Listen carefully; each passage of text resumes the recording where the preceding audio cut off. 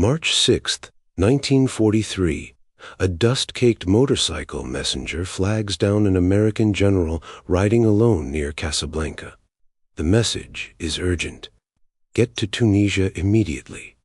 The American Second Corps has been devastated, its soldiers scattered across 85 miles of Tunisian desert, 7,000 casualties left behind at a place called Kasserine Pass. The German Africa Corps, led by Field Marshal Erwin Rommel himself, has just handed the United States Army its first major defeat of the war. The general reading this message is 57 years old, over the age limit for field command. His men call him profane, brutal, even insane. He slaps soldiers, curses constantly, wears ivory-handled pistols like a showman. Some officers whisper he cares more about glory than lives. His own superiors question his judgment. British commanders consider him unstable. Even General Eisenhower keeps him on a short leash, worried about what he might say or do next. His name is George Smith Patton, Jr., and he's about to save the American war effort in North Africa.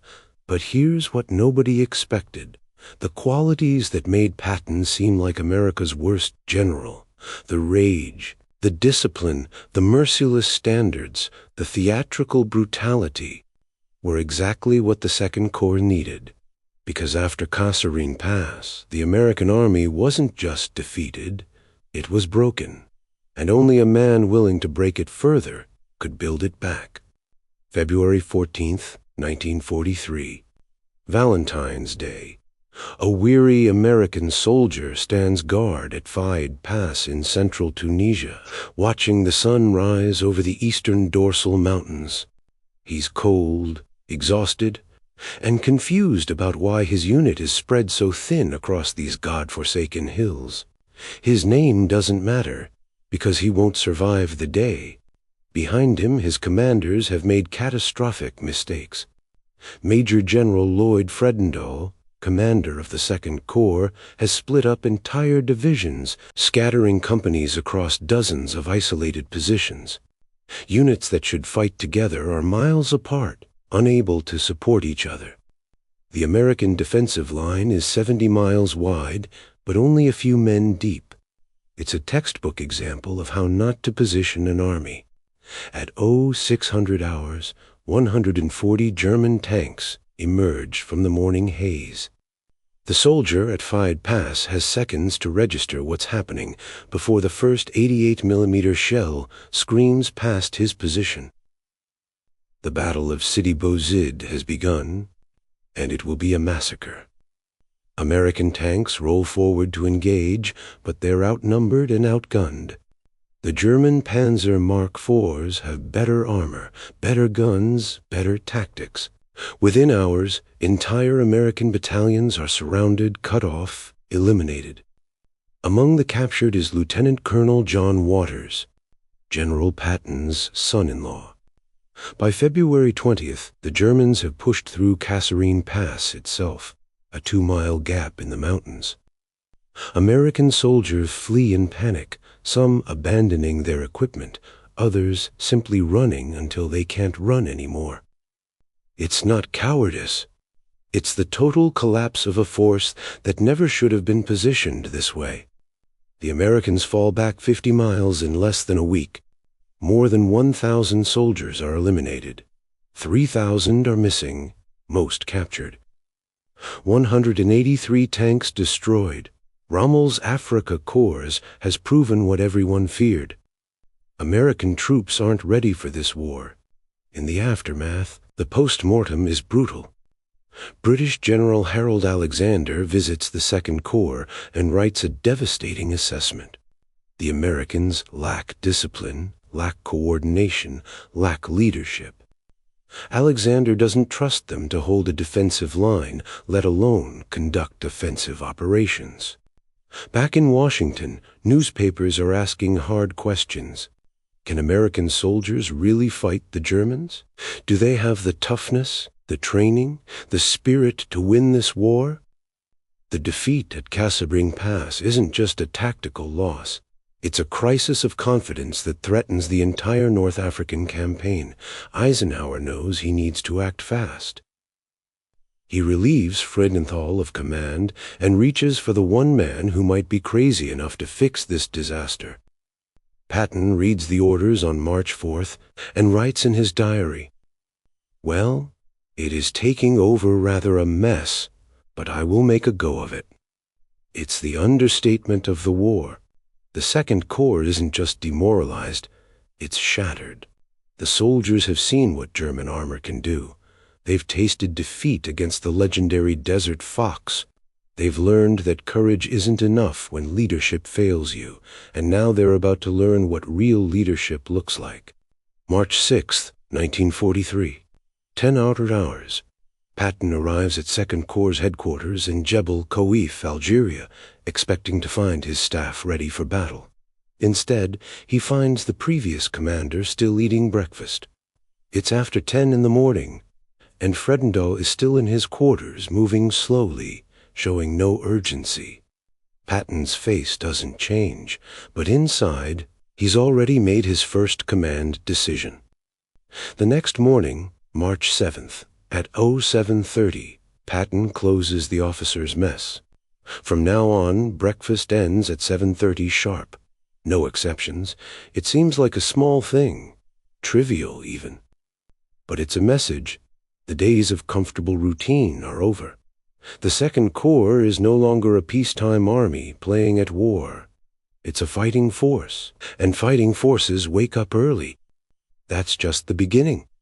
Patton conducts inspections that same day, and what he finds horrifies him. He writes in his diary, "No salutes, any sort of clothes in general hell. Soldiers are wearing mismatched uniforms, boots unlaced, helmets unbuckled. Officers walk around without proper insignia. Nobody salutes. Discipline has completely disintegrated.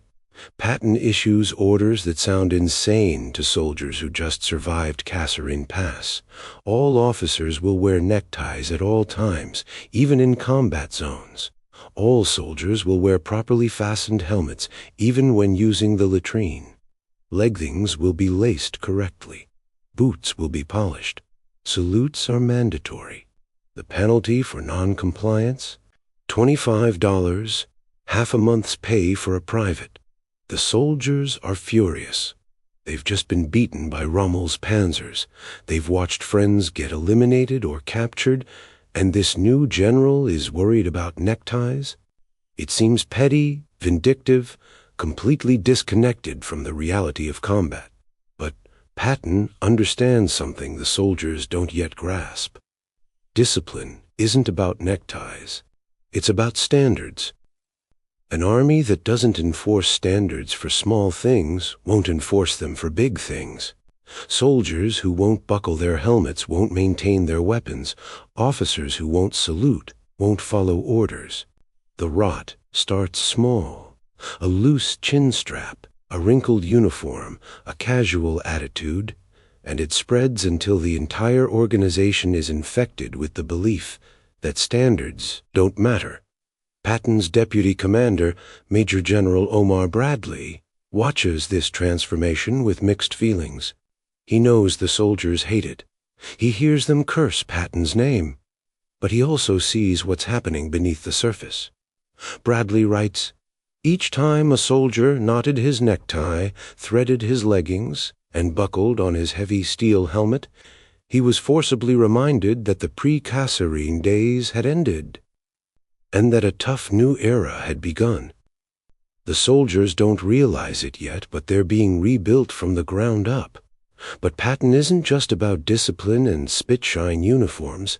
He understands that confidence comes from victory, and victory comes from training and preparation. He institutes brutal training regimens.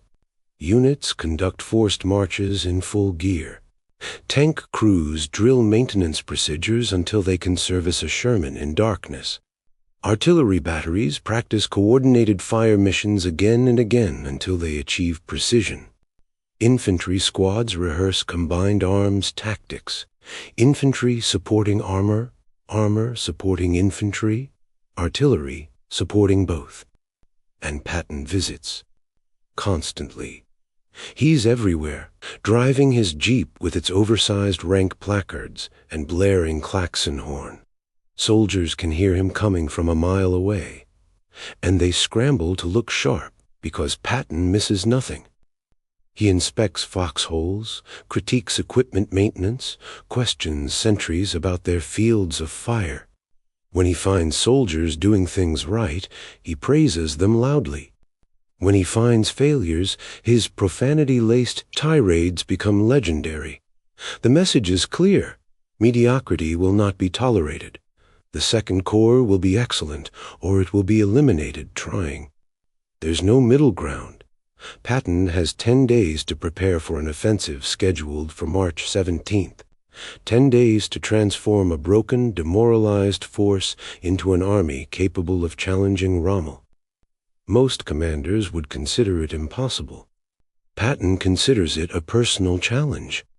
On March 16th, the day before the offensive, Patton gathers his staff and delivers a speech that captures his entire philosophy. Gentlemen, tomorrow we attack. If we are not victorious, let no one come back alive. It's melodramatic, theatrical, pure Patton. But it works. His officers understand the stakes. This isn't just another battle. It's redemption. It's proof that Americans can fight Germans and win. It's the moment that will define whether the Second Corps remains in the war or gets relegated to garrison duty while the British do the real fighting. Because British General Alexander doesn't trust American troops anymore. After Kasserine Pass, he's given the Second Corps a limited diversionary role in the upcoming offensive. The main thrust will come from General Bernard Montgomery's 8th Army in the east. The Americans are basically window dressing, and Patton knows it. He seethes at the insult, but he also understands that only battlefield success will change British minds. The Second Corps needs a victory, and they need it fast. March 17th, 1943. 0600 hours. The Second Corps attacks. Major General Terry Allen's 1st Infantry Division moves south from Feriana toward the town of Gafsa, 45 miles into German-held territory. The objective is simple.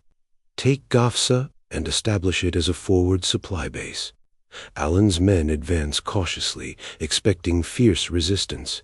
Instead, they find the town almost abandoned. The Italian Centauro Division has retreated without a fight, choosing not to contest the American advance. It's not much of a victory. The enemy didn't even show up. But Patton makes it count. He ensures that every soldier understands they've just retaken ground lost at Kasserine Pass. They've reversed the defeat. They're moving forward again. Morale begins to shift. Maybe the Americans aren't finished after all. With Gafsa secured, the offensive continues.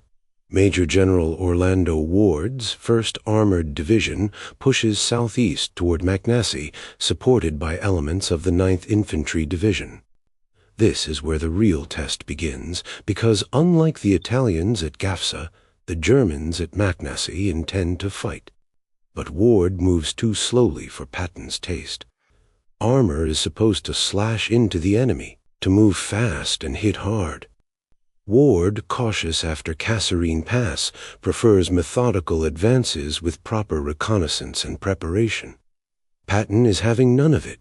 He visits Ward's headquarters personally and orders him to attack faster, to move his command post forward, to lead from the front.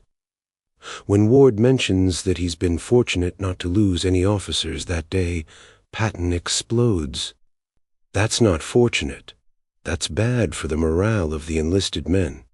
I want you to get more officers eliminated. Ward is stunned. Are you serious?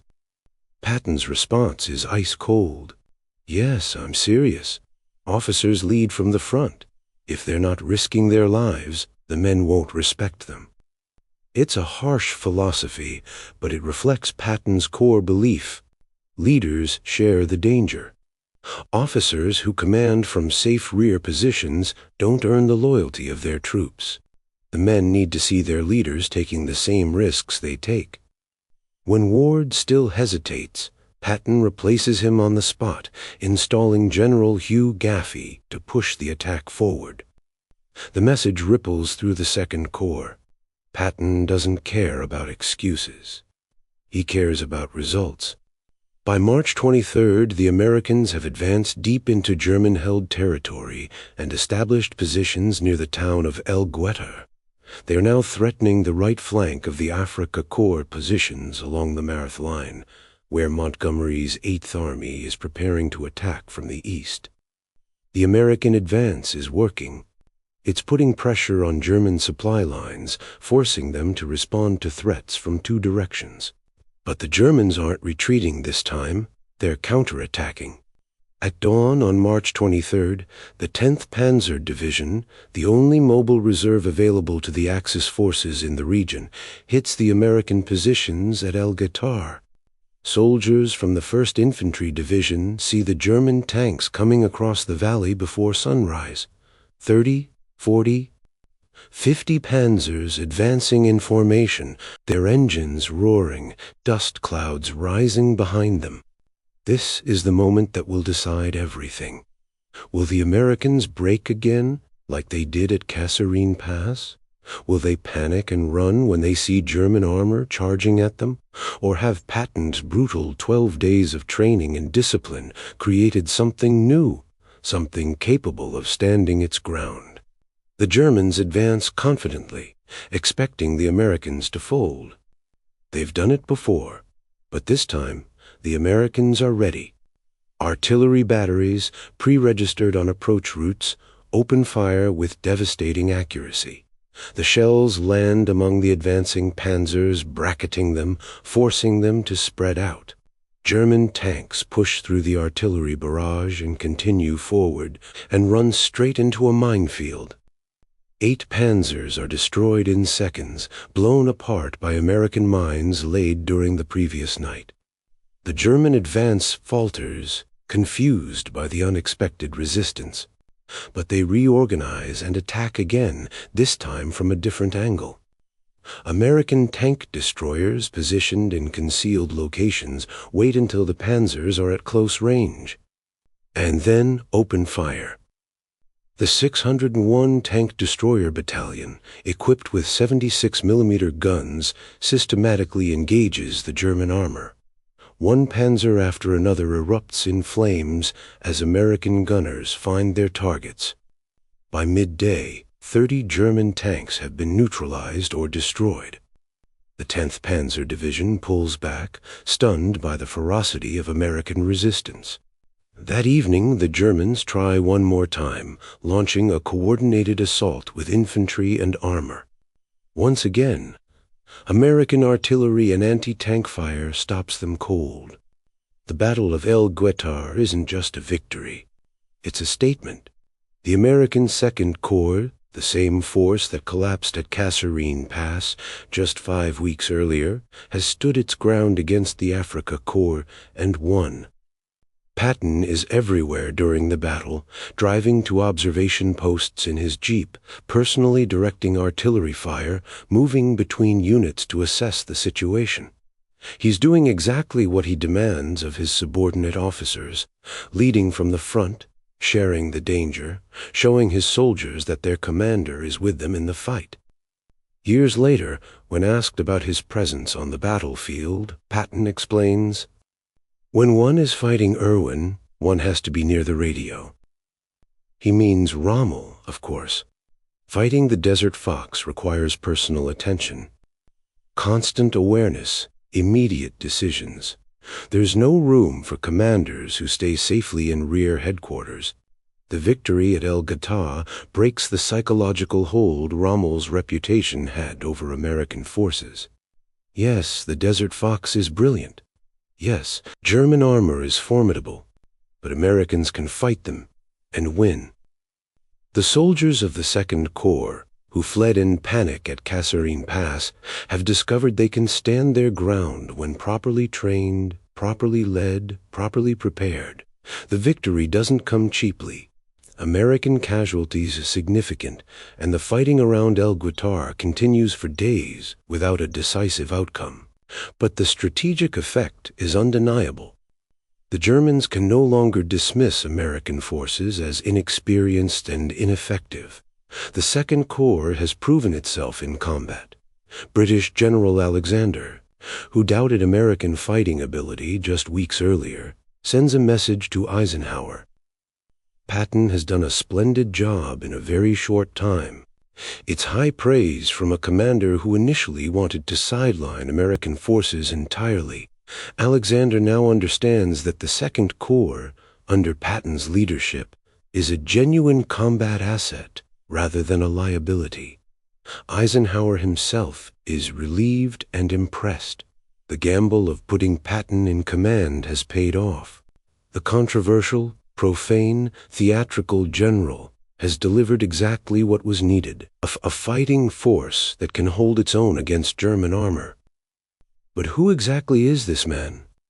Why is George Patton the way he is? Understanding Patton requires understanding his background, his obsessions, his particular form of madness. He was born in 1885 to a wealthy California family with deep military roots. His grandfather fought for the Confederacy in the Civil War. His father graduated from Virginia Military Institute. Military service wasn't just a career option for young George. It was family destiny encoded in blood. But Patton struggled academically. Some historians believe he had dyslexia or another learning disability, though it was never officially diagnosed. He failed to gain admission to West Point on his first attempt. When he finally entered the academy, he struggled with coursework, particularly mathematics and language. He compensated by working harder than his classmates, studying longer hours, memorizing everything because reading was difficult for him. The experience taught Patton a lesson he never forgot. Talent isn't enough. Success requires relentless effort, iron discipline, refusal to accept limitations. After graduating from West Point in 1909, Patton became obsessed with military history and tactics. He read every campaign study he could find, absorbed lessons from Napoleon, Hannibal, Alexander the Great, Frederick the Great. He studied cavalry tactics, fencing, even designed his own sword. The 1913 cavalry saber, still called the Patton saber today. He competed in the modern pentathlon at the 1912 Olympics in Stockholm, finishing 5th despite a controversial ruling that cost him a higher placement. When World War I erupted, Patton volunteered for the newly formed Tank Corps. He personally trained on French-built Renault tanks, backed them off railway cars himself when they arrived at the tank school in Langres, France. He commanded the 304th Tank Brigade at the Battle of Sami-Hiel and during the Meuse-Argonne offensive. He led from the front, personally directing 6 tanks against German machine gun positions near Cheppy, France, and got wounded in the leg for his trouble. The injury didn't matter. What mattered was that Patton had found his calling. Armored warfare combined speed, aggression, shock, and mobility. Everything Patton believed war should be. Between the wars, he became one of the Army's leading theorists on tank tactics, writing papers on combined arms operations, on the use of armor in breakthrough attacks, on the psychological impact of fast-moving mechanized forces.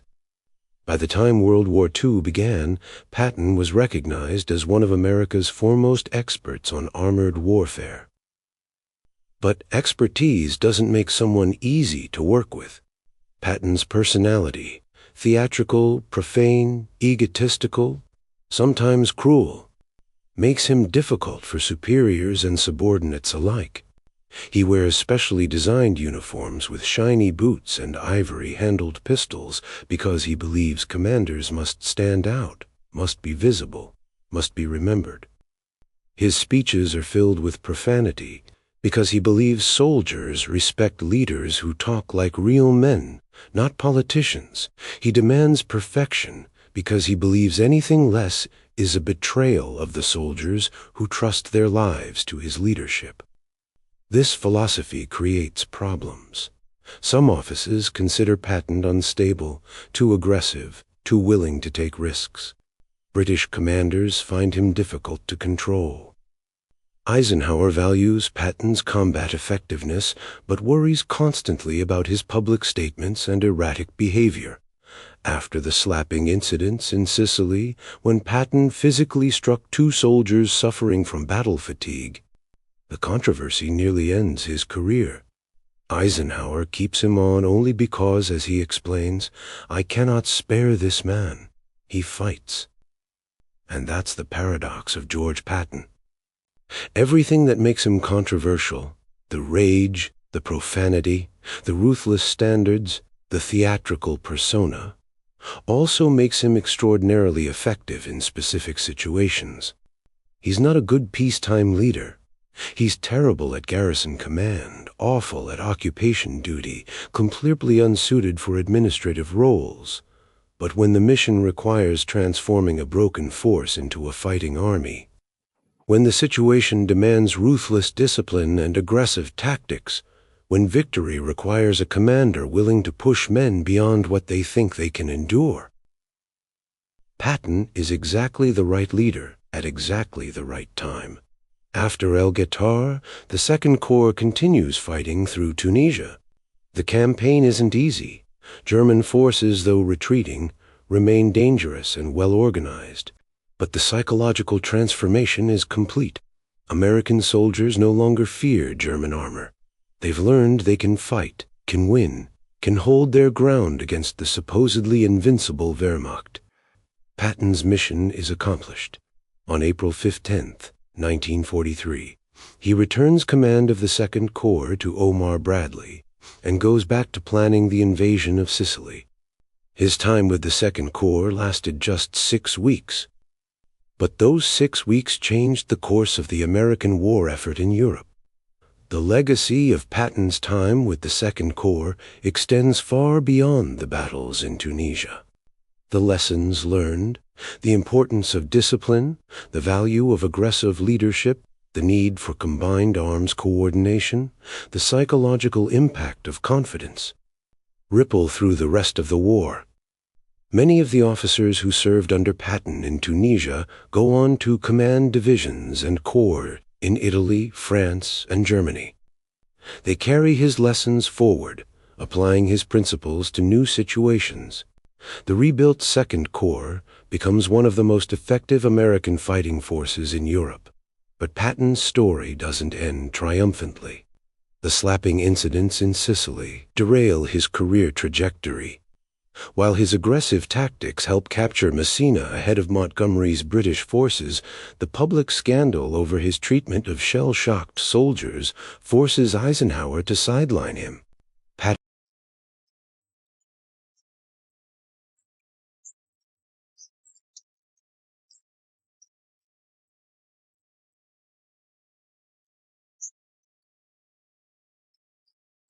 are convinced he'll lead the invasion.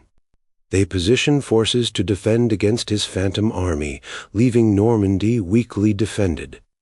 It's a humiliating role for a combat general, but it serves a strategic purpose. Patton's reputation is so formidable that even the threat of his involvement shapes German defensive planning. When the real invasion begins on June 6, 1944, Patton isn't part of it.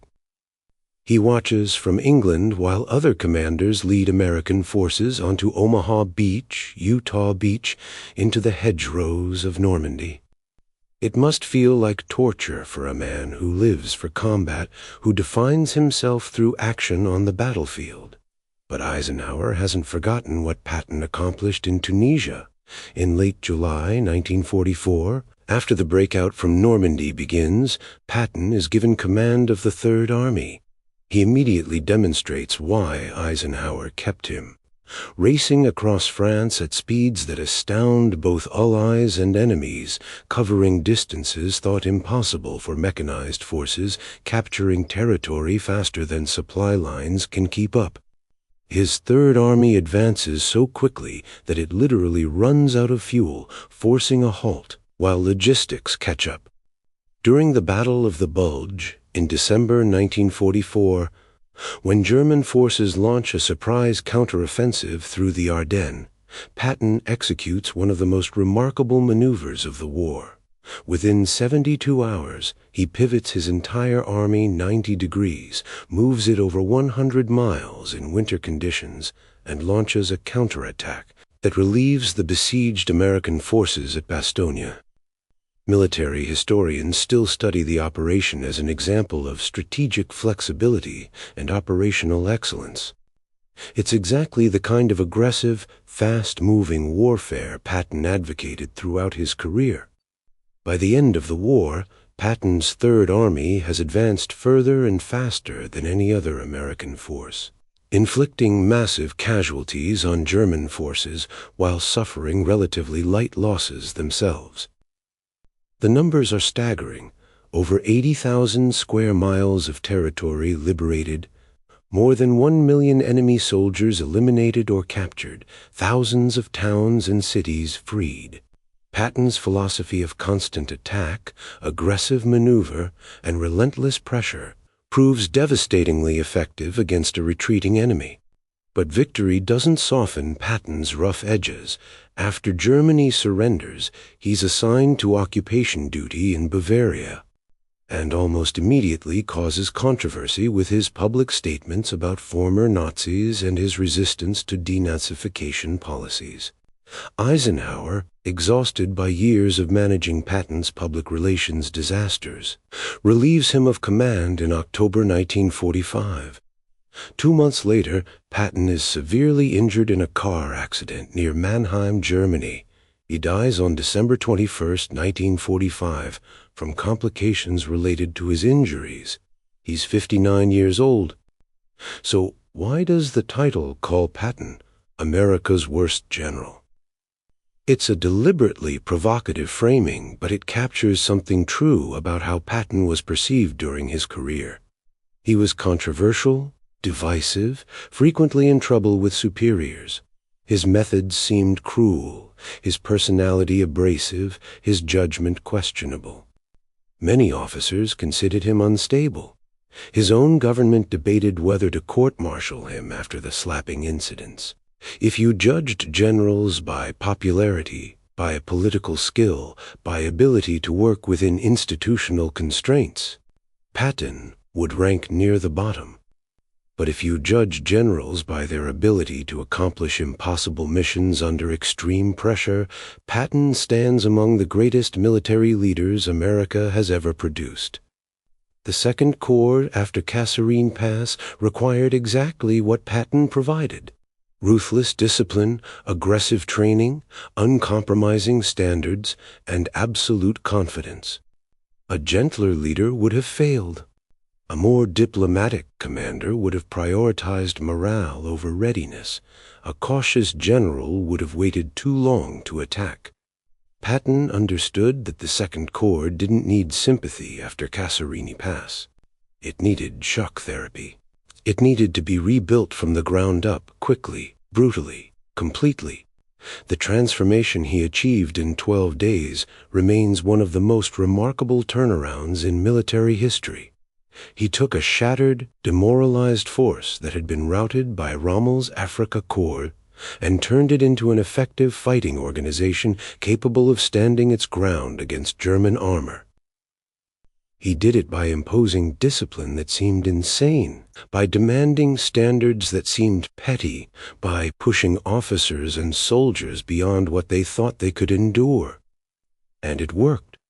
The soldiers hated him at first, cursed his name, called him every profane term they could imagine. But they also learned to trust themselves again, to believe they could fight and win, to take pride in their units and their capabilities. That's Patton's true legacy. Not the ivory-handled pistols, not the profane speeches, not the controversial incidents. His legacy is the lesson that broken organizations can be rebuilt if leaders are willing to impose necessary standards, demand excellence, and accept the hatred that comes with ruthless discipline. Sometimes the leader everyone loves isn't the leader you need. Sometimes you need someone willing to be hated if it gets the job done. After Kasserine Pass, the American Army needed George Patton, not despite his flaws, but because of them. His rage became focused discipline. His profanity became motivating rhetoric. His theatrical persona became inspiring leadership. His ruthlessness became the standards that saved lives in combat. The qualities that made him seem like the worst general in peacetime made him the perfect general for that specific moment in Tunisia. Could someone else have achieved the same result? Perhaps, but they didn't. Patton did. In 12 days, he transformed a defeated army into a fighting force. In 6 weeks, he defeated Rommel's vaunted Afrika Korps at El Guatar and helped secure North Africa for the Allies. He accomplished what seemed impossible because he was willing to do what others considered unthinkable, to break a broken army even further before rebuilding it into something stronger than before. That's why George Patton, America's most controversial general, the man who slapped soldiers and cursed constantly and wore those ridiculous ivory-handled pistols, was the only man who could beat Rommel. Because beating Rommel after Kasserine Pass required more than tactical skill or strategic vision.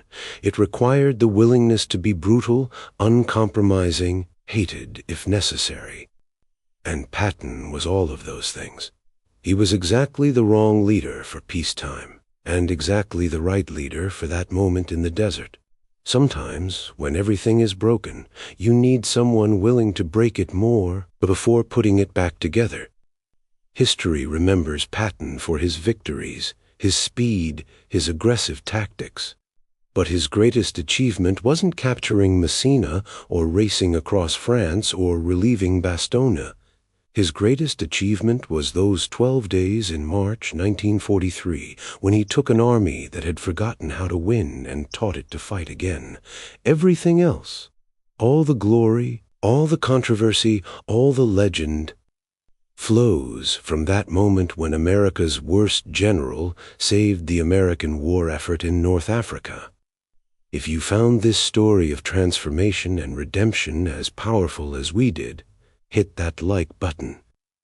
Subscribe to the channel for more untold stories from World War II, the victories, the defeats, and the extraordinary leaders who shaped history when it mattered most.